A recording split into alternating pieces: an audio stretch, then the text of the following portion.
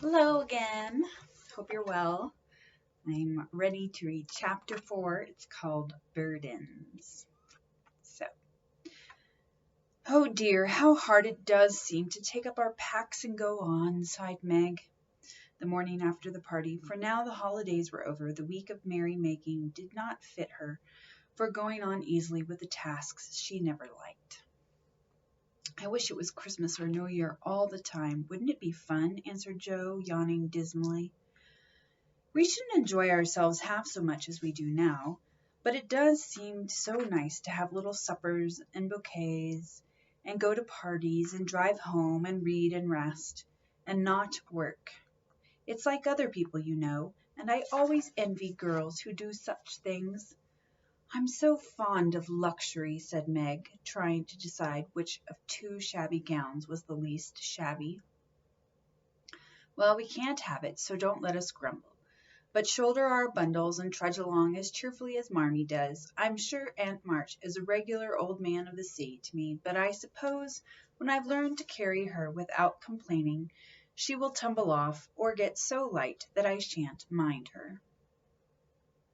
This idea tickled Joe's fancy and put her in good spirits, but Meg didn't brighten, for her burden, consisting of 4 spoilt children, seemed heavier than ever.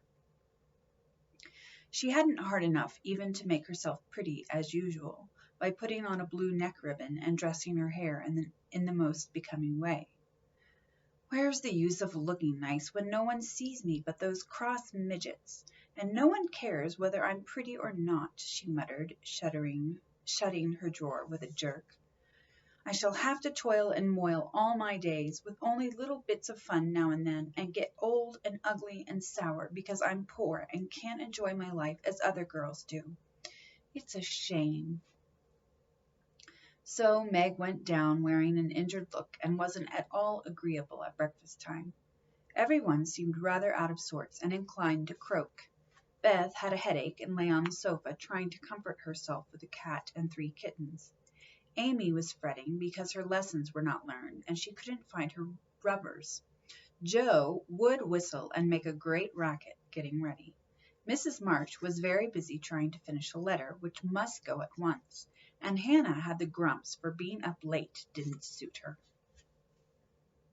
There never was such a cross family, cried Jo, losing her temper when she had upset an inkstand, broken both bootlaces, and sat down upon her hat.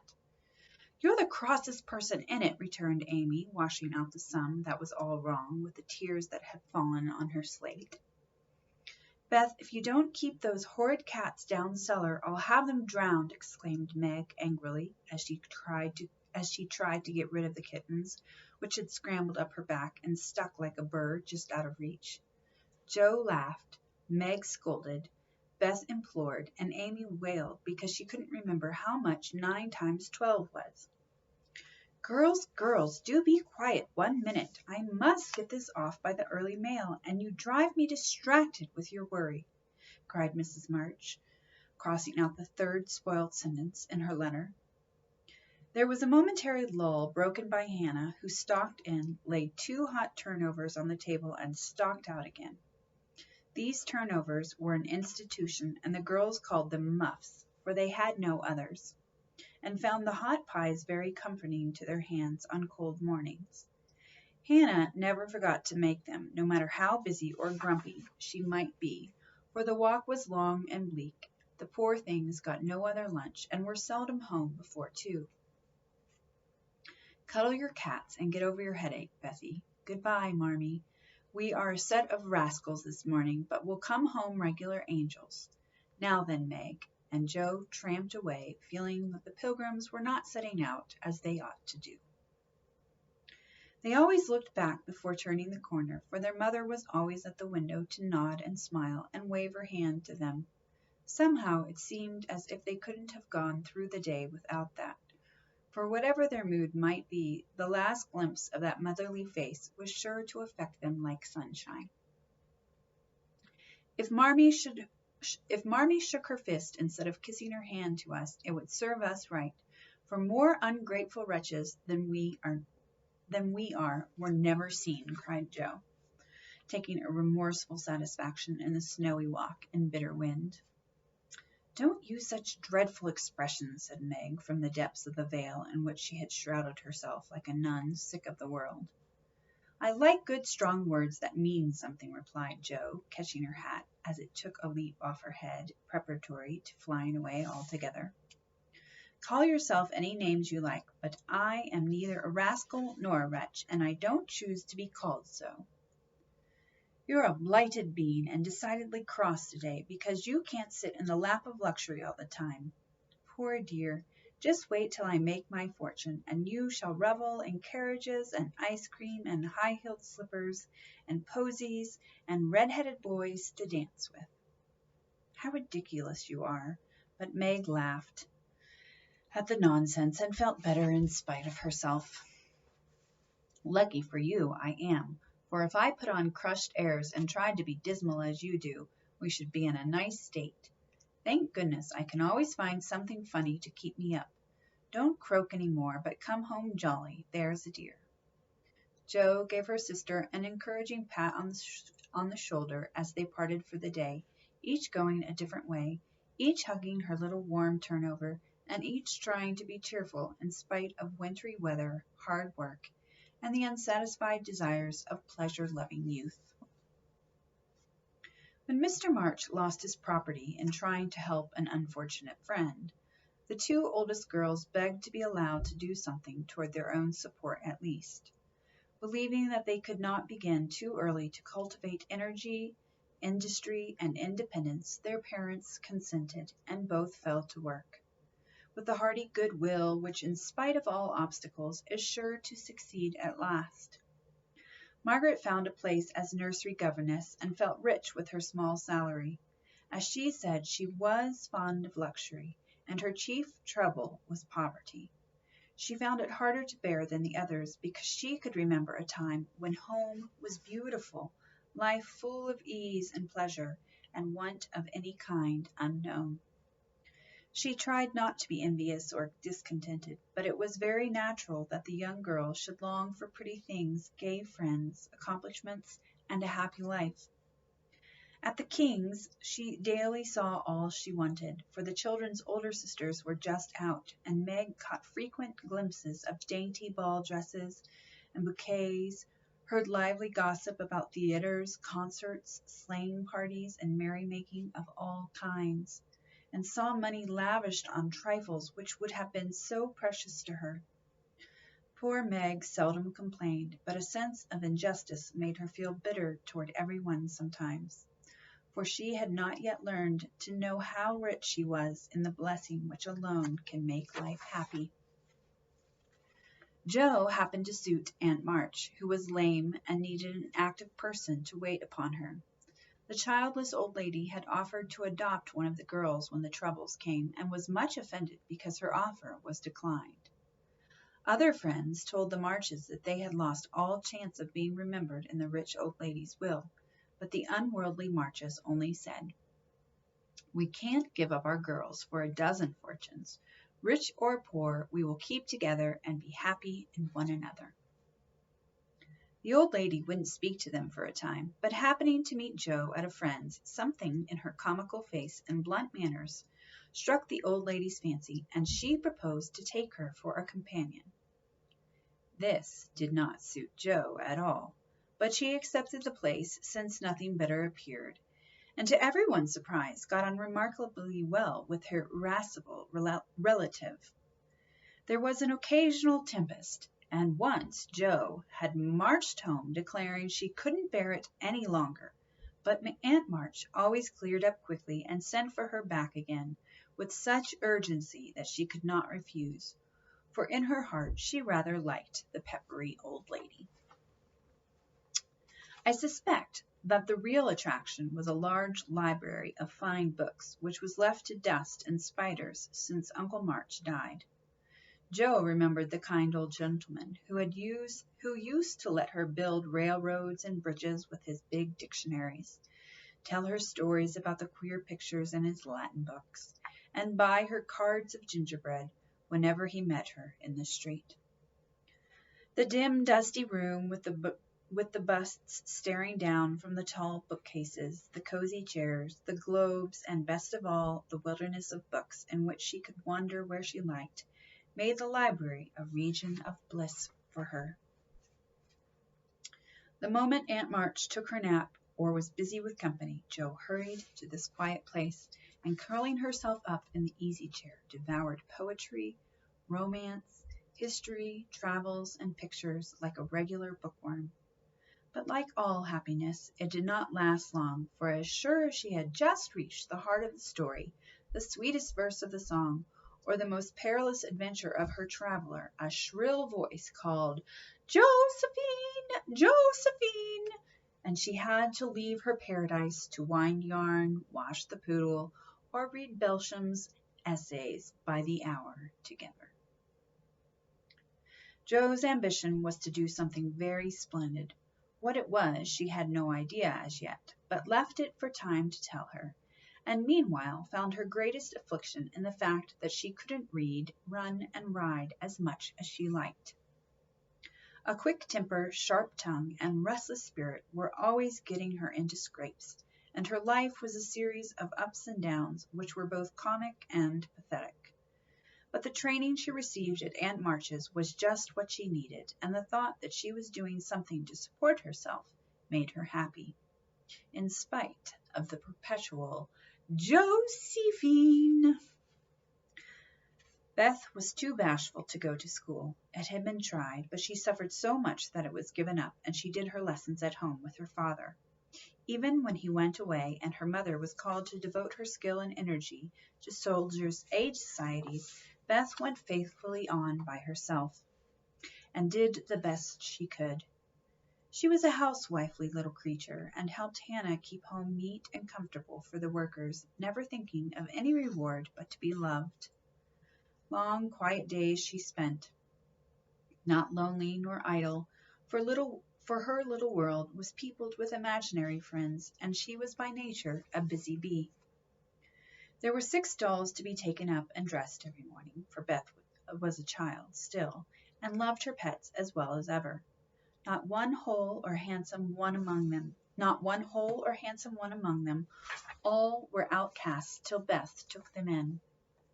For when her sisters outgrew these idols, they passed to her, because Amy would have nothing old or ugly. Beth cherished them all the more tenderly for that very reason, and set up a hospital for infirm dolls. No pins were ever stuck into their cotton victuals, nor harsh words or blows were ever given them. No neglect ever saddened the heart of the most repulsive. But all were fed and clothed, nursed and caressed with an affection which never failed. One forlorn fragment of dollanity had belonged to Jo, and had led a tempestuous life, was left a wreck in the rag bag, from which dreary poorhouse it was rescued by Beth and taken to her refuge. Having no top to its head, she tied on a neat little cap, and as both arms and legs were gone, she hid these deficiencies by folding it in a blanket and devoting her best bed to this chronic invalid. If anyone had known the care lavished on that dolly, I think it would have touched their hearts, even while they laughed. She brought it bits of bouquets, she read to it, took it out to breathe the air hidden under her coat.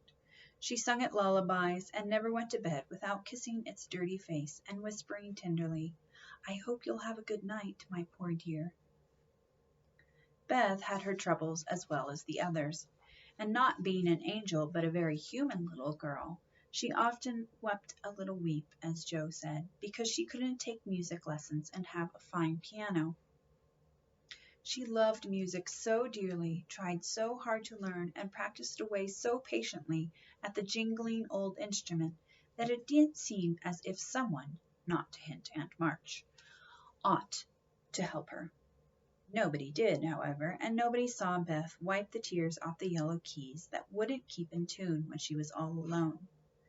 She sang like a little lark about her work, never was too tired to play for Marmee and the girls, and day after day said hopefully to herself, "I know I'll get my music sometime if I'm good." There are many Beths in the world, shy and quiet, sitting in corners till needed, and living for others so cheerfully that no one sees the sacrifices till the little cricket on the hearth stops chirping, and the sweet sunshiny presence vanishes, leaving silence and shadow behind. If anybody had asked Amy what the greatest trial of her life was, she would have answered at once, "My nose." When she was a baby, Joe had accidentally dropped her into the coal hod, and Amy insisted that the fall had ruined her nose forever. It was not big nor red like poor Petria's. It was only rather flat, and all the pinching in the world could not give it an aristocratic point. No one minded it but herself, and it was doing its best to grow, but Amy felt deeply the want of a Grecian nose, and drew whole sheets of handsome ones to console herself.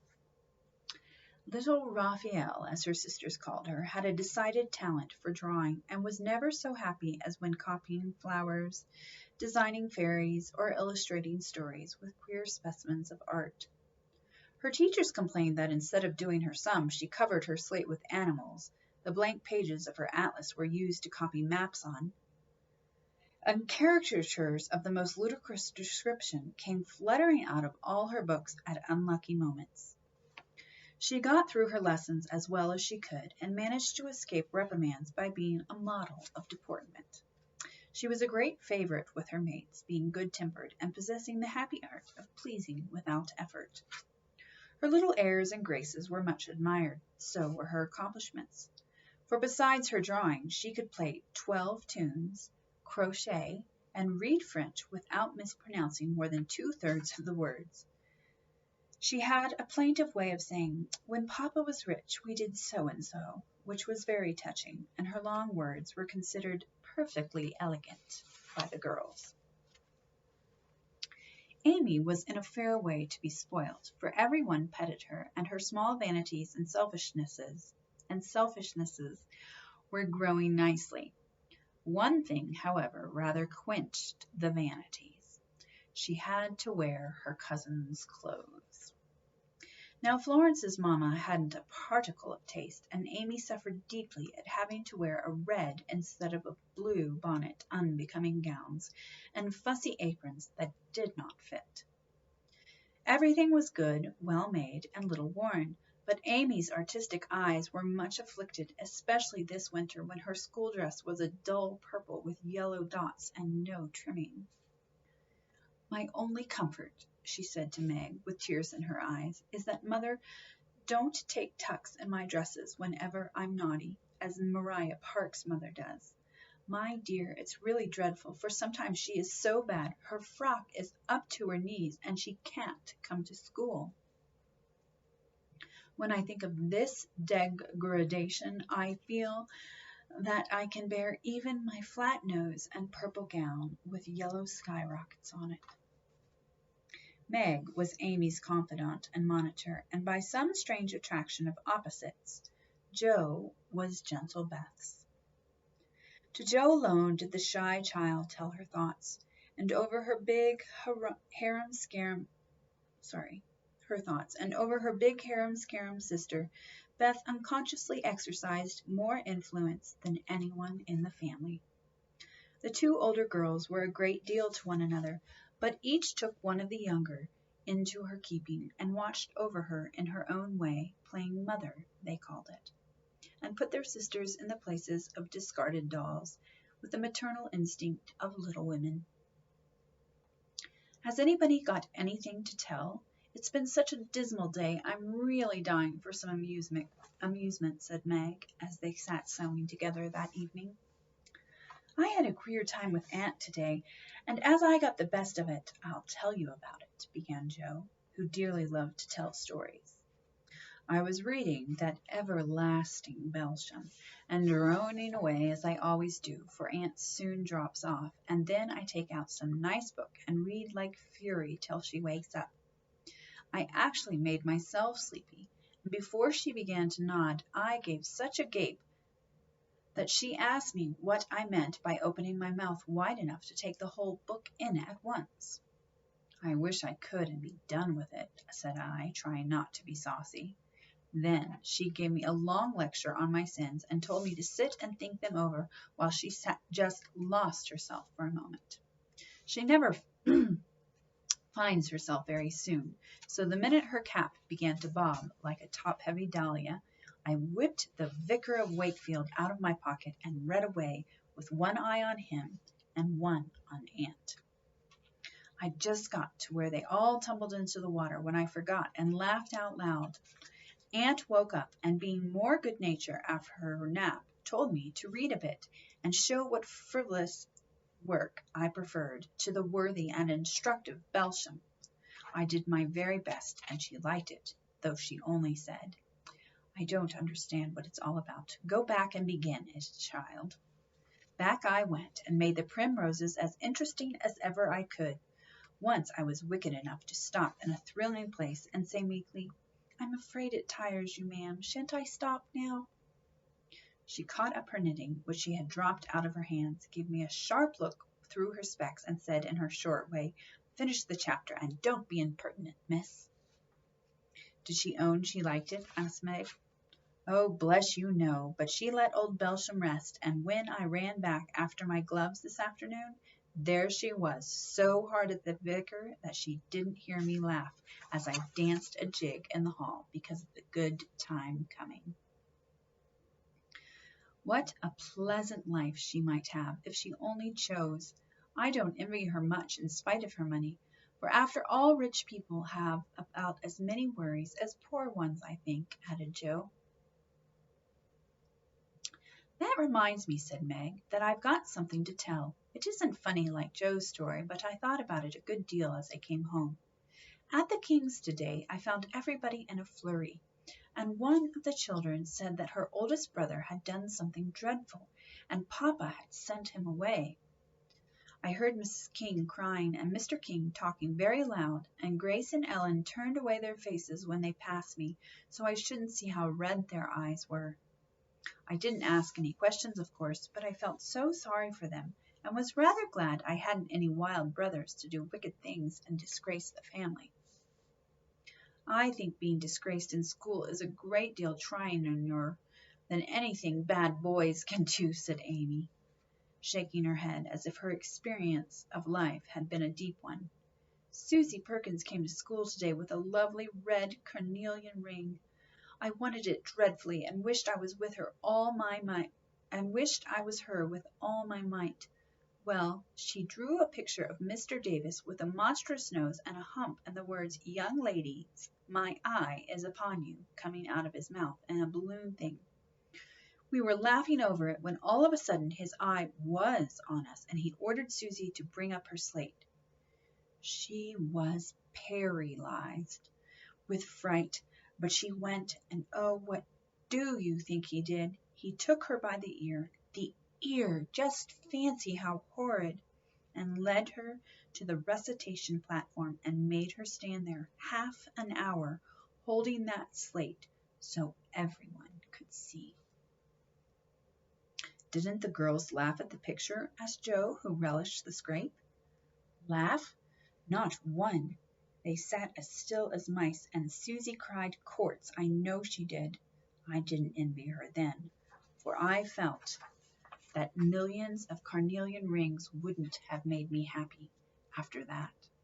I never should have got over such an agonizing mortification, and Amy went on with her work in the proud consciousness of virtue and the successful utterance of 2 long words in a breath. I saw, let me see how much longer. Okay. I saw something that I liked this morning, and I meant to tell it at dinner, but I forgot, said Beth, putting Joe's topsy-turvy basket in order as she talked. When I went to get some oysters for Hannah, Mr. Lawrence was in the fish shop, but he didn't see me, for I kept behind a barrel, and he was busy with Mr. Cutter, the fisherman. A poor woman came in with a pail and a mop and asked Mr. Cutter if he would let her do some scrubbing for a bit of fish, because she hadn't any dinner for her children and had been disappointed of a day's work. Mr. Cutter was in a hurry and said no, rather crossly, so she was going away looking hungry and sorry when Mr. Lawrence, hooked up a big fish with the crooked end of his cane and held it out to her. She was so glad and surprised she took it right in her arms and thanked him over and over. He told her to go along and cook it, and she hurried off so happy. Wasn't it good of him? Oh, she did look so funny hugging the big slippery fish and hoping Mr. Lawrence's bed in heaven would be easy. Easy, I guess. When they had laughed at Beth's story, they asked their mother for one, and after a moment's thought, she said soberly, "As I sat cutting out blue flannel jackets today at the rooms, I felt very anxious about Father, and thought how lonely and helpless we should be if anything happened to him. It was not a wise thing to do, but I kept on worrying till an old man came in with an order for some clothes. He sat down near me, and I began to talk to him, for he looked poor and tired and anxious. 'Have you sons in the army?' I asked, for the note he brought was not to me. 'Yes, ma'am, I had 4, but 2 were killed. One is a prisoner, and I'm going to the other, who is very sick in a Washington hospital,' he answered quietly. 'You have done a great deal for your country, sir,' I said, feeling respect now instead of pity. 'Not a mite more'n I ought, ma'am. I'd go myself if I was any use. As I ain't, I give my boys, and give 'em free.' He spoke so cheerfully, looked so sincere, and seemed so glad to give his all, that I was ashamed of myself. I'd given 1 man and thought it was too much, while he gave 4 without grudging them. I had all my girls to comfort me at home, and his last son was waiting miles away to say good-bye to him.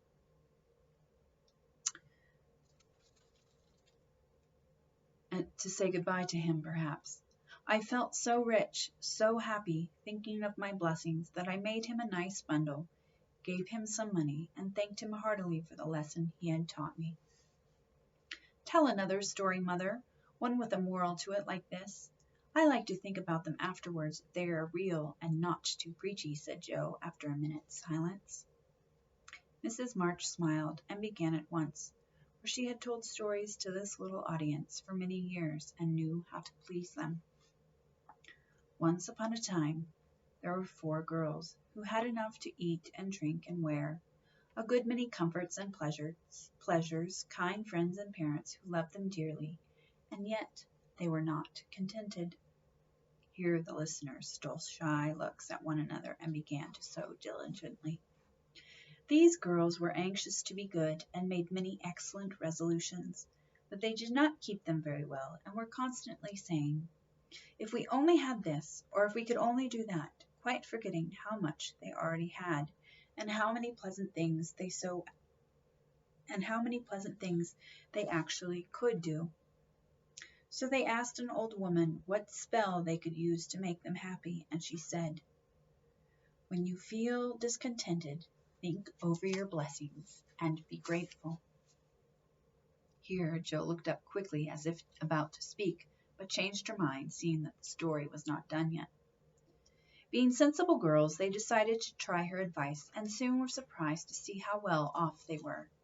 One discovered that the money couldn't keep shame and sorrow out of rich people's houses.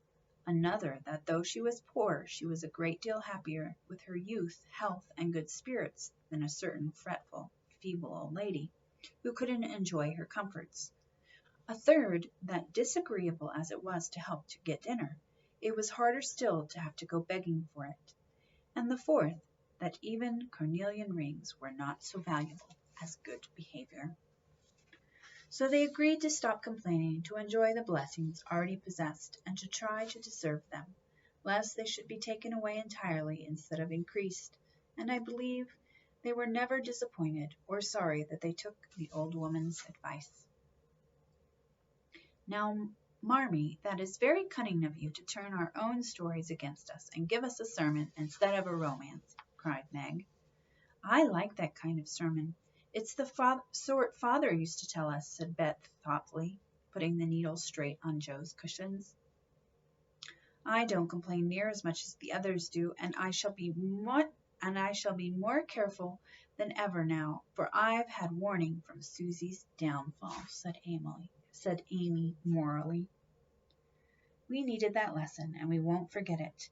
If we do, you just say to us as old Chloe did and Uncle Tom, "Tink of your marcies, chillun, tink of your marcies," added Jo, who could not for the life of her help getting a morsel of fun out of the little sermon, though she took it to heart as much as any of them. And that's the end of that chapter. The next chapter is called Being Neighborly. So we will read that next time. Bye.